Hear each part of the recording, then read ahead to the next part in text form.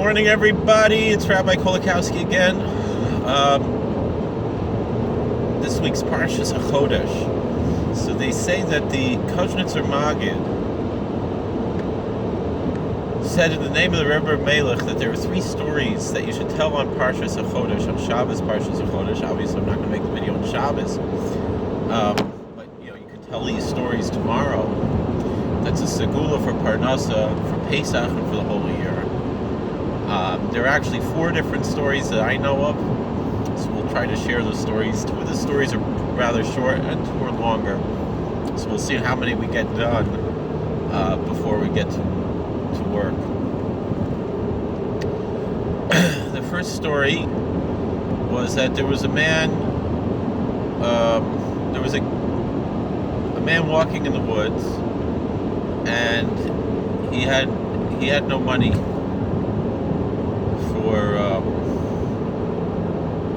for Pesach, and so he went out to daven to pray to God that he should have money for Pesach, and he did things in a little bit of a unique way. In addition to praying, he wrote a note to God, and he said, to my dear, beloved, glorious King, I need money for Passover. This is my address. This is how much money I need.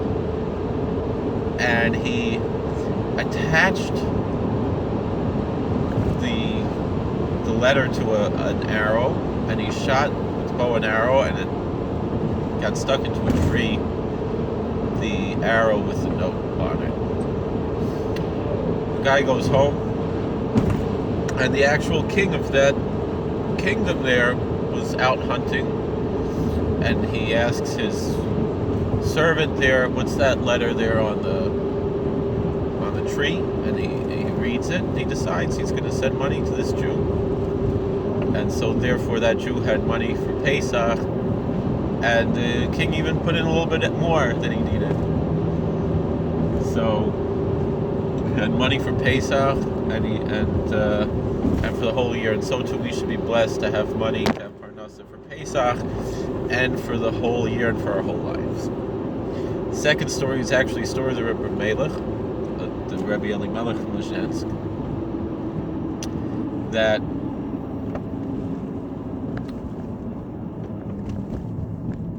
someone came to him and he said, Rebbe, what should I do? I'm a merchant of whiskey. I got to the border. I had a barrel of whiskey that I was going to sell. I bought a big barrel, and I was going to sell to, I think, probably he was an innkeeper or something. He was going to make the profit by selling cups of whiskey from this barrel. And where I got it from, I had to cross the border, and when I got to the border, it was considered contraband. The customs agents took it, and so now I don't have any way to make a living. How am I going to keep Pesach? And so the Rebbe Melech said, go back to the border agents, to the customs agents, and tell them that this is not a barrel of whiskey, it's a barrel of water. Here, have a cup and see for yourself. And so a miracle happened that the whiskey was turned to water, just like the Rebbe said. And so they let him have the barrel of water. They didn't know why is he carrying a barrel of water over the border, but whatever, they let him have it. So then he's there, he goes back to Melech, and he's like, here, I have a barrel of water, what am I supposed to do with this? He's like, taste it again. And the miracle happened, it turned back to whiskey, and so therefore this Jew had money for Pesach and for the whole year, and so too we should be blessed to have money for Pesach and for the whole year, and for the rest of our lives, and our children and their children, all until Mashiach comes. We should all be comfortable. Alright, I don't know if I have time. I'll tell one more story. There was a king who had lost his ring, and he made a proclamation that anybody who would spend time looking for the king's ring, whether they find it or not, would be paid for their time. And then beyond that, whoever finds the ring would get a big reward.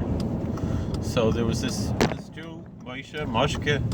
He didn't have money for Pesach, and his wife said, well, why don't you go look for the ring a little bit, and you'll get paid, and we'll have money to make a Seder. So yeah, he looks for the ring a little bit, and so he gets paid for it, and he has money for the Seder, and he goes down to enjoy his Seder. There was a priest who was an advisor to the king, and he was very angry when he heard that this Jew was taking this money instead of going and looking for the ring. Although he did look a little bit, but Yom Tov came and he had to go have a Seder. So he saw in the window, he's like, look, this Jew, he's taking the king's money, and he's not even looking for the ring. And so he tells the king, come with me. Look in this Jew's house, what he's doing. He's sitting there like a king himself, with a white robe on, and he is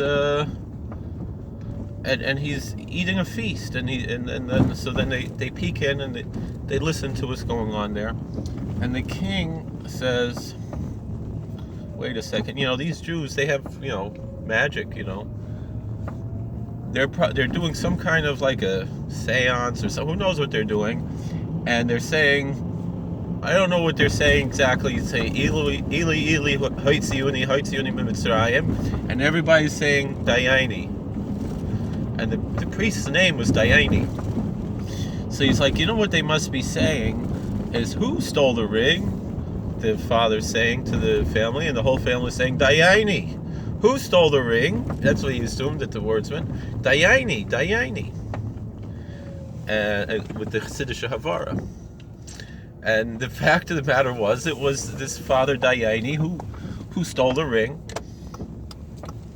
and so that was it.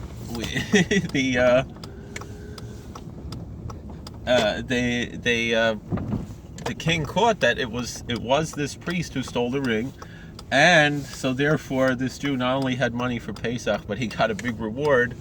And so too, just like he had money and he lived for the rest of his life wealthy because of the reward, and so too should we should have money for Pesach and for the whole year and for the rest of our lives and for our whole families. So we should be blessed with all kinds of things in the Schutz of the Rebbe Melech from Luzhensk. Thank you for watching. God bless. Please like, share, and subscribe. Comment.